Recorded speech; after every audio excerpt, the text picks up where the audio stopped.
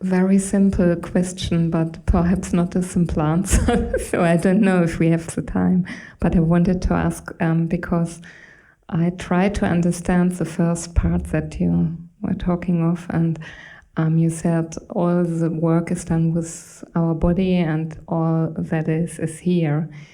And my question is, so what is happening in the moment when we die? Nothing happening. We know we don't die. No one dies. So this is, no one dies, you see? So in other words, ecology of consciousness is complete.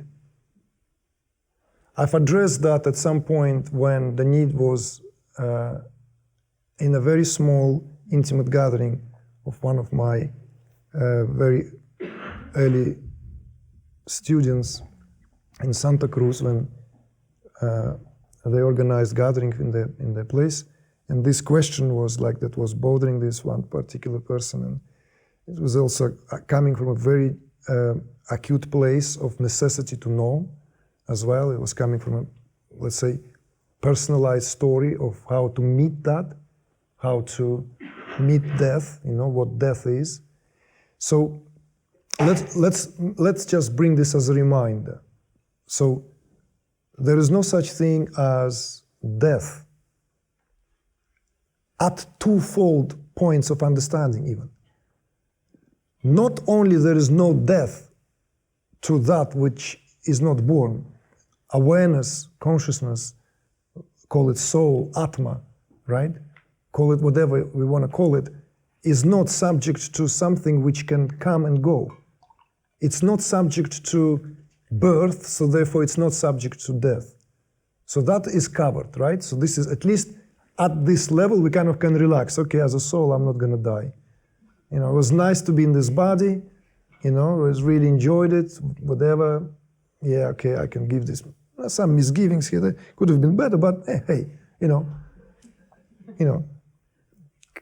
do I want it like another 1,000 years in this body? Let me think. Maybe not, but 100 would do, right? So all these speculations begins. But really, the body doesn't die either, you see? Because what's the body? Body is an assembly of, let's give it like classical and then more clinical understanding. So the body is an assembly of the divine and the mortals, or immortals and the mortals. This is how the tradition at least speaks about. Who are the mortals and who are the immortals? The immortals here exemplified by the so-called rishis, right? The seers of reality. The seers of reality express in each and every one of us as these operches. 2 ears, 2 eyes, nostrils and lips, right? You see? Seers of reality. These are the dwelling place of immortals.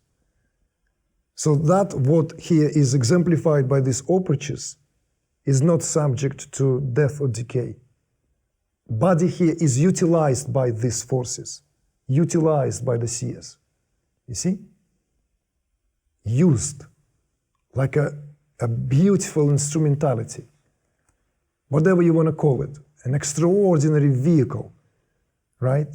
A Stradivarius, you know, I don't know, like whatever machine you fancy, you know, your favorite car, whatever an amazing thing, instrumentality, that's what this is. But that those who are here dwelling as these seers of reality, they are not subject to death. So as pranic forces depart, each of this allocated force will live appropriately. Prana, each respective prana, will carry out these forces, you see, and release them into the, so to speak, domain of the immortals. The mortal structure, right?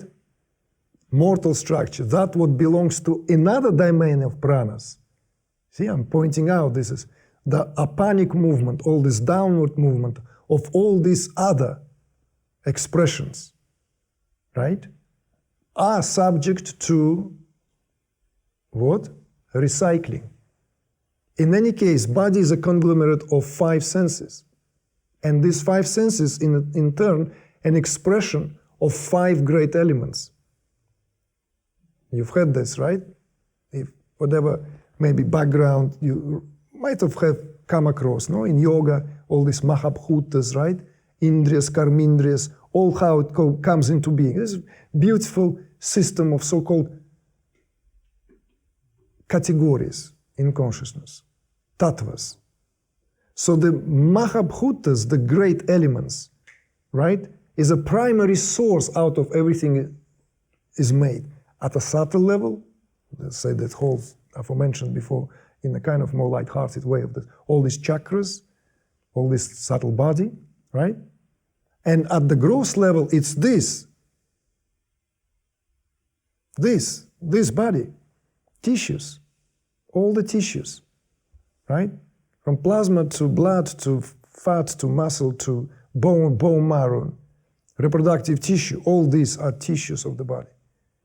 All of them are made out of great elements anyway, all made out of the 5 elements. So these 5 elements, that's where the body is returned. There is a particular quality of prana remains in the so-called dead body. While all the pranas are withdrawn, there's one prana left in the body, because it is that prana which will take care of decomposure of the body now. You see?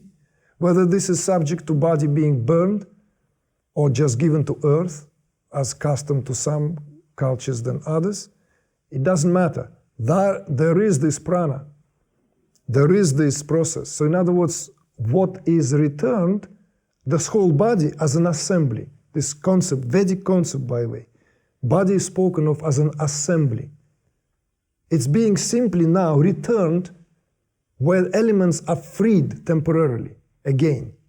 They are assembled, they're playing role here. Mortals and immortals, they come and interact. This is the Greek mythology for you. This is the Vedic mythology for you. This is the Olympus, the Mount Meru. This is where the Zeus copulates with, with, what's her name? Deianira, right? This is where, he has his sons, Apollo and Dionysus, This is all the structures. This is where mortals and immortals act and interact. Greek, Vedic, right? Whatever is at the cradle of this or that civilization. That's what the body is, metaphysically speaking, and in terms of cultural understanding. So what happens at the moment of death, right?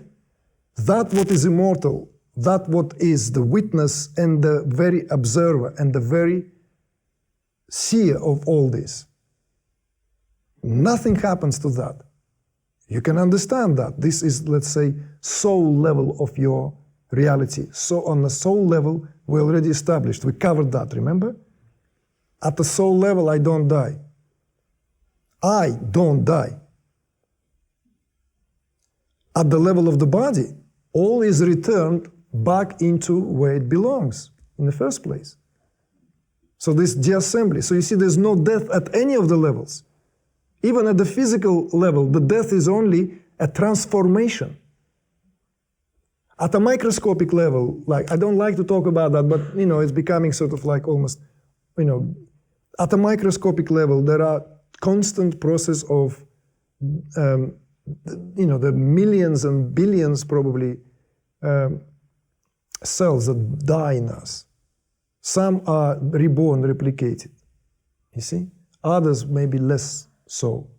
Apparently, I've heard brain cells do not, you're born with, so take care of those, because they don't seem to replicate themselves, right? But everything else seems to be kind of like there is this constant ecosystem. Something constantly dies.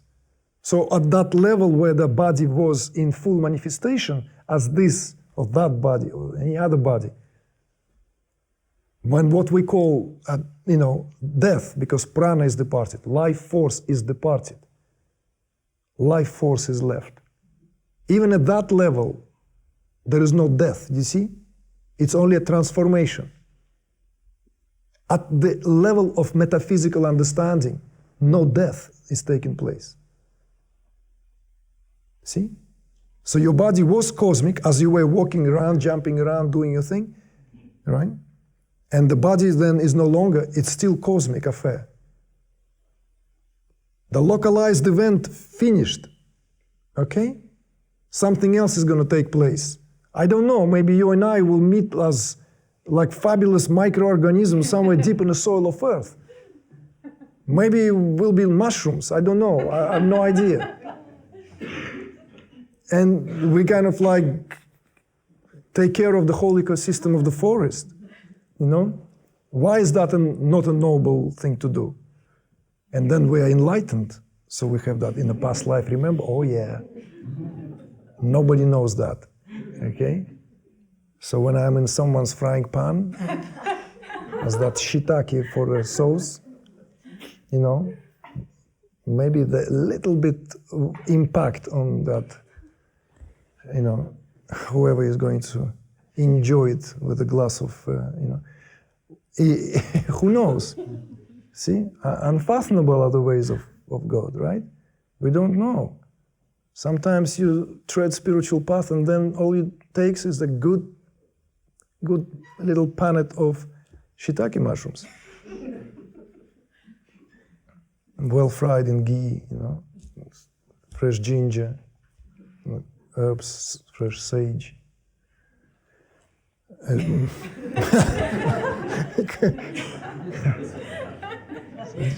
So there's no death for the deathless. Let that be a benchmark of understanding. There's no death for the deathless. See? Or no death for the unborn. Another way to understand. So that's the reconciliation. And there's no at all any, there is no conflict between that all there is. Because it is in this body, in this form, in this time and place, that something is happening. You see? So it's in a way, it's this important readjustment. So we on one hand shake off these centuries of religious kind of like last judgment, you know, at the time of death, kind of postponing this, somehow subject to, versus acquiring a new kind of like maybe being impacted by the teachings which sort of disregard the body. It has no purpose, no has no meaning. In fact, it's a disease. Teachings are based on that these proclamations. They are not tantric. You see? Body already is a place of decay and disease. You read the Gitas, you read all this thing. No? They are teachings that are exalting and bringing that fact to your contemplation. To me, it's alien, and I can only teach what is close. I understand why that is spoken. Someone needs to be shaken out of the status quo. Someone needs to be given that, you know? But that's not something I would give as a centrality of, let's say, ideological understanding of who we are, what our purpose, why we're here, what we're doing. See? So, I can only speak from a place of what is lived. You see? I cannot speak from a place where it's not in resonance. But for some people, maybe that is more somehow what delivers. Yes? Yeah, its body is definitely going to die sooner or later. That's a fact. Yes, you know, and it's constantly subjected to this and that pain, it's this and this and that. That's also true, you see? But I have to watch. Does that lead to misery? Does that lead to bypassing? Does that lead to, you know, like, if it doesn't, if it liberates me, then fantastic. A well-chosen methodology, well-chosen approach. But if it turns me into this kind of a zombie-like being, I'm not sure if really anyone benefits from it, you see? So, hence Tantra.